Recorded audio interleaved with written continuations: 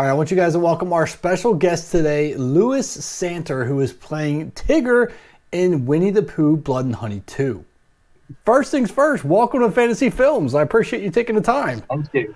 Thanks for having me. Appreciate it. Oh. Thank you. Thank you all the time. Well, I think to say Tigger, who you are playing in New Winnie the Pooh Blood and Honey 2, is my favorite character of the franchise. And brilliant. Thank you. Appreciate that. I think he's a favorite amongst many people. So yeah, honestly, the reaction's been crazy. It's been a crazy reaction. Yeah. Good. Very good. Positive reaction. But yeah, it's been crazy. How does it feel to play such an iconic character? Is it nerve-wracking? To me, what's that? Is it nerve-wracking? It is nerve-wracking, but like I feel like it was meant to be, because I tell this, like everyone who's asked me this question, I say to him, like, when I was a kid, Tigger was my favorite character, and he generally was my favorite character in the cartoon. And I even had toys of him, I had animatronic toys and stuff like that. And then the inspiration for this character is also very similar to like Pennywise and Freddy Krueger, and that's sort of the inspiration for it. So it's like mixing my favorite cartoon character as a kid. Okay. Now my favorite characters being an adult are these horror people. So it's sort of like morphing them into two. Wow. So it feels like it's meant to be. Like when I had the character first ever sent to me back in July, I've read it and I was like, this is meant for me. Do you feel like something that's just so meant for you? So it's nerve wracking, but I almost feel prepared and like it's meant to happen. Do you know what I mean? Right. But it's still nerve wracking. Obviously, you still want to do a good job and you want people to like what you're doing. And hopefully, so far, I mean, it's going great at the moment. So hopefully they enjoy the film. What did you do to prepare for it being Tigger? Did you go reread the books or watch the cartoons again, or how did you do it? I did watch some of the cartoons on YouTube. I watched some clips because I thought I don't want to steer too far away from the actual cartoon, because I think it's important to sort of, for example, the bouncy element to him and how he talks and how he's very jittery. So I thought I need to still apply those sort of things about the character. But in terms of preparation, I watched like an ungodly amount of horror films. I watched so many horror films because I got the role and I've always liked horror films, but never really sort of studied them. And then I thought, I want to watch all of these films. I had a massive list to watch. Like Rhys, the director, gave me some to watch, and I decided as well for myself. And I thought I'm going to watch all these films for like a month, like for preparation. And I was just noting like what makes something scary to me, like what is something other actors are doing with these characters, or what's something that I'm personally finding scary to watch. And then I'm noting it down, thinking that works, to try and then sort of form this perfect horror character in a way. Do you know what I mean? I think. So it was just watching those horror films. I also was like working on the crawl and the walk for a while, like the movements of the character. So I'd be up till like 4 a.m. in my house, like they would have like in my kitchen. Like I was like, if people could see, if my neighbours could see me through the window, they would be like calling the police, because I was like crawling around at 4 a.m. and doing noises and working out movements and like filming it. And I was like, my notepad, I should have a full notebook of notes of like, that doesn't work, that does work, in preparation. I did that for about a month. So when it came to the first day on set, I did, as much as I was nervous, obviously, but I did feel prepared because I knew that I did the work for like a good 30 days of just pure sort of, research and stuff like that. Now, you mentioned like combining different characters like Freddy Krueger or Pennywise or anything like, is there any particular characteristics from them you took to try to add to Tigger? Yeah, there actually is a lot. You'd be quite surprised. I think once you see the film, I think Rhys really tried to implement these characters into Tigger. There's even certain like phrases I say. I'm not going to give anything away. There's certain things I say that are very similar to these characters. And like in terms of movements, like there's like not to give too much away, but it's like sort of like claw strikes and stuff like that that like follow the same sort of movement as like Freddy, for example. And then there's sort of the frantic element of the character, which is like going from like slow movements to then bursts of like fast movement. And that's very much like Pennywise and Art the Clown. Art the Clown is another one I've really looked at, because I mean the guy who plays Art the Clown is just a genius. Right. Like, there's no talk. He's so terrifying. He doesn't talk, doesn't make a noise, but because of the way he uses his body, he's petrifying. So I thought he's a really good person to look at. So there's sort of moments like that where I try to like move slowly, and then I'll have a moment of like frantic energy. Gotcha. To stay unpredictable as the character. That was my goal. Almost like when people on the edge of their seat and think, oh my God, what's he going to do next? Because it's like the opposite to Pooh and Piglet, I feel like, because they're quite slow moving characters, so that Jason Voorhees sort of style. Right. Whereas I wanted to go completely the other extreme of like, oh my God, he's just everywhere. You never know what's his next move. So that was kind of the idea for the character. Yeah, well, Piglet's, or I'm sorry, not Piglet. Your question, yeah, no, you're good. Tigger is kind of known as like that loose cannon, right? And that's kind of the feel I got from the trailer. That's basically what I think we could expect in the movie. He's kind of, I mean, the character trailers have just dropped today, and the slogan for Tigger is "the cat's out of the bag." So it's that kind of thing of like he's out and he's going crazy because it's like they're taking the battle to Ashdown, and it's like finally he's having time to play and do his thing, because that's the thing with Tigger is like he's with Pooh and Piglet, it comes from more like their violence is from pain and revenge, I would say. Whereas Tigger, I think he's doing it just because he loves it and he just enjoys it. He's killing for the sake of killing. Yeah, I saw. So he's that very much loose cannon. Yeah, right. They described him as like liking to play with his victims before killing them. Yes. So which I find extremely intriguing. So was that because of what? I mean, you have a loose cannon character, you have someone who likes to play with his victims. Is this like a physically demanding role for you? It was quite physical, because I mean, I'm trained in sort of like, I've done sort of stage combat things before and stunty things before. So it was very much in my sort of world, like I've sort of done this kind of thing for characters. But it was very physically demanding to sort of, because he's not human, he's a humanoid. Right. So it's finding that element of the character, and then, and he's obviously he's Tigger, so he's bouncy and he's all over the shop. So there was moments where there was also some kills as well that were very physically demanding, of like just constant, just going absolutely crazy on victims. And obviously you got the prosthetics on as well, and the straight jacket, and obviously it's quite heavy. So it was physically demanding, but I feel like it's right up my street. Like I love all that. Like if I'm not coming away exhausted, I'm annoyed at myself. Do you know what I mean? I'm not good enough. Like I wanted to be knackered after the shoot. And I was. Did you do any physical training to prepare for that? Yeah. So I did a lot of gym, because they said in the character breakdown I'm going to do quite muscly, quite bulky.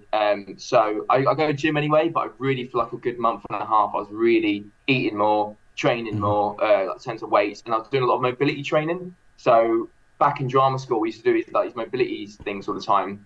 Like hand-eye coordination, is being more flexible and using like other parts of your body more, sort of connecting it all. So I was doing that a lot. So I did a lot of mobility training, and then I was also in the gym, no word of a lie, like in the stretching zone on all fours and sort of crawling towards the mirror and crawling back and getting used to that movement, because I thought there was no discussion of him being on all fours, but I just assumed that he would be, Oh, there has to be a scene or two like that, right? Exactly. And in the trailer, you can see it when he's attacking the police officer. He's on all fours. So I was in the gym. I definitely had some weird looks in the gym. Sure. Like, sort of crawling through, and I was like, well, that works. I like that. And I'd be like noting it down. So that was sort of the training for it. Training like a tiger, really. Yeah. Well, we know Tiggers love the bounce. We've seen a lot of leaping in the trailer. Is there going to be any bouncing, or are we just kind of... There's sort of less bouncing. I wouldn't say he bounces as such. He's more sort of jumping on like walls and ceilings and stuff like that. And I feel like that's more that sort of realism, I guess, in the film. Right. It's sort of making it that more... Obviously, in the cartoon, he bounces on his tail, doesn't he? Right. And I feel like maybe it's just not that threatening, I guess, in the film. If he's sort of bouncing on his tail, it might come off quite comedic. So I feel like we sort of discussed that he'd be on, like, the walls, and then, like, a light might go off, and then he's vanished, and he's on the ceiling, and you don't know, he could be anywhere at all times. So he's very much... He is jumping, but it's less sort of bouncing, I would say, more leaping, Now, since we're talking about the tail, there's a part in the trailer where we have a full frontal picture of you, and your tail is just moving all over the place. Is that CGI or is that real? I wish I could say it was real, but it's CGI. Okay. I wish I could say I managed to grow a tail, but no, no, it's all CGI. That, I mean, I was just as amazed when I saw that, because we didn't actually discuss the tail at all during production. That wasn't really, it just wasn't mentioned really. And then we filmed it all, and I saw some of the footage. I thought that like looks really good. And then I think just before the trailer came out, Rhys told me, he was like, oh, you've got a tail, by the way. And I was like, what? So even I was like, when I saw the trailer, I was just like, with the viewers, I was watching it like, oh my God, that tail, like, I was loving it. I was just watching the tail the whole time. I can't believe they didn't tell you. No, and I did know, but very shortly before the trailer, and I didn't see anything. I think I saw a picture. That was it. I saw a picture of the tail, but didn't see any of the movement. Didn't see any of that. So when the trailer first came out, and I saw me standing there in the hallway, and then the tail was going, I was very, very amazed to see that. I'm pleased to see that. Yeah, that's crazy. I can't believe that. Is it really hard to do all that movement with all the prosthetics on? It is. You sort of get used to it. It's really weird. Like on the first day on set, I think I struggled the most on the first day. I wouldn't tell anyone I struggled. Like I was just sort of in between takes, just catching your breath, and obviously it was during August as well. So it was at night time and in London, so people were cold, so everyone was sort of wrapped up, and I was sweating. Like I was really sweating under the prosthetics. So any chance I got, I was like going outside, unzipping it, sitting there for a while, just trying to get some air in.